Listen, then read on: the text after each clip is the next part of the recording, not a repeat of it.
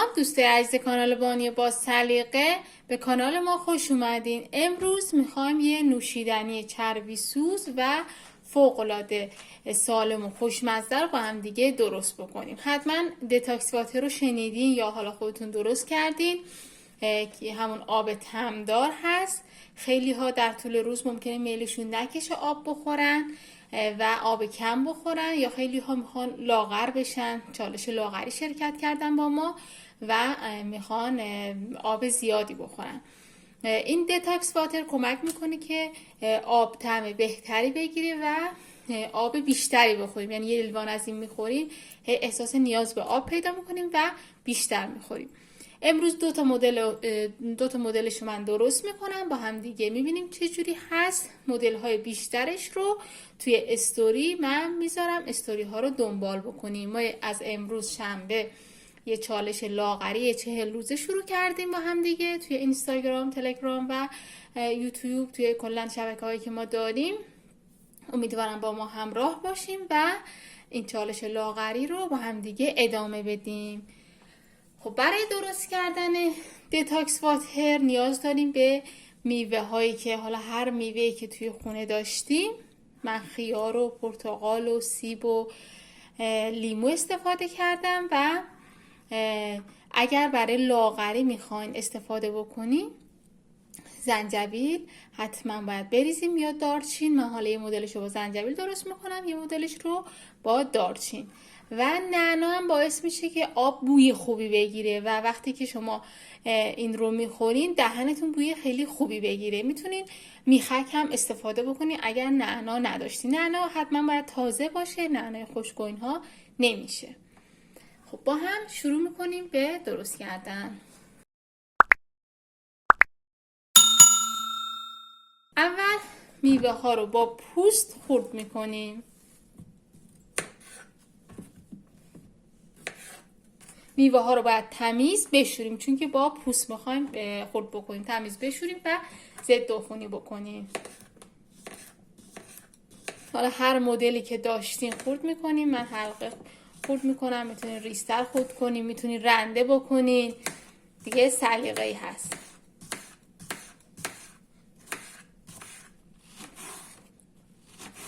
دوستان بهتره از میوه های تازه و سفت استفاده بکنیم. میوه هایی که خورده مونده، چروک شده یا له شده اصلا به درد کار ما نمیخوره، چون باعث میشه اون لهیدگیش وارد آب بشه و اصلا طعم بدی بگیره.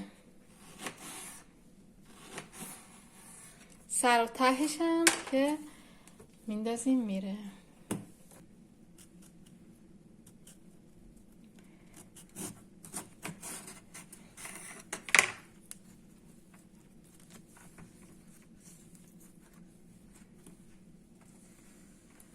هسته هاش رو میگیریم، سر و تهش رو میگیریم و اگر هسته ای هم داره جدا میکنیم.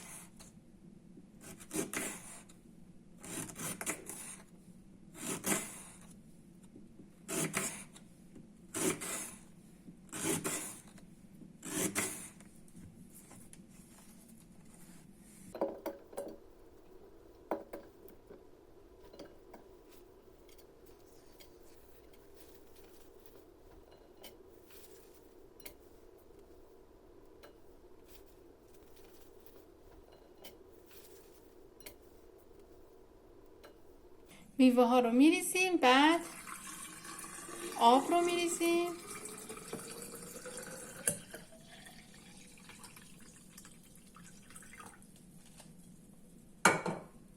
میتونین لیموش رو کمتر بریزین. زنجبیل هم من یه دونه انداختم، میتونین بیشتر بندازین یا حالا میتونین همین یه دونه بندازین، خیلی نندازین. خب این از یه مدل. من خیار و نعنا و لیمو و زنجبیل ریختم. مدل بعدی که میخوام درست بکنم پرتقال یا حالا نارنگی، کم هر میوه‌ای که توی خونه داشتیم میتونین 2-3 تا میوه رو با هم بریزین. سیب، لیمو، 2 تا دونه نعنا هم که برای عطرش و دارچین.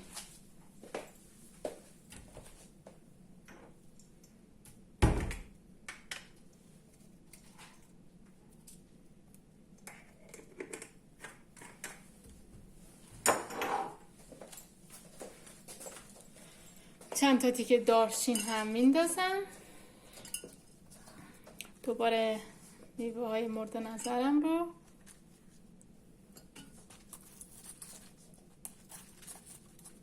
یا دارچین میندازین یا زنجبیل، با هم این دوتا رو اندازین بهتره.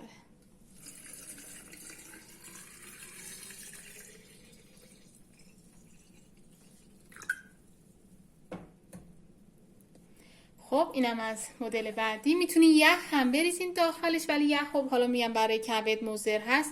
من اصلا یخ نمیریزم و یخ استفاده نمی کنیم.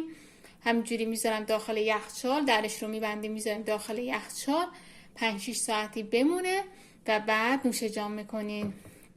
وقتی هم که خواستین این آب رو بخورین میتونین از صافی رد بکنین که این میوه ها اینهاش دیگه وارد لیوانتون نشه.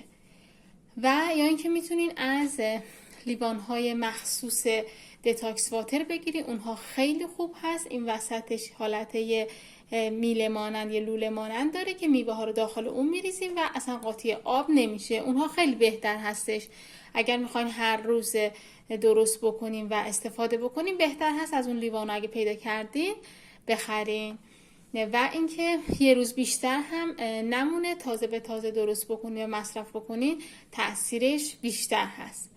ممنون از اینکه با ما همراه بودین. امیدوارم این چالش لاغری رو با هم دیگه شروع بکنیم و همراه ما باشین. استوری ها رو دنبال بکنیم، ویدیوها رو دنبال بکنیم.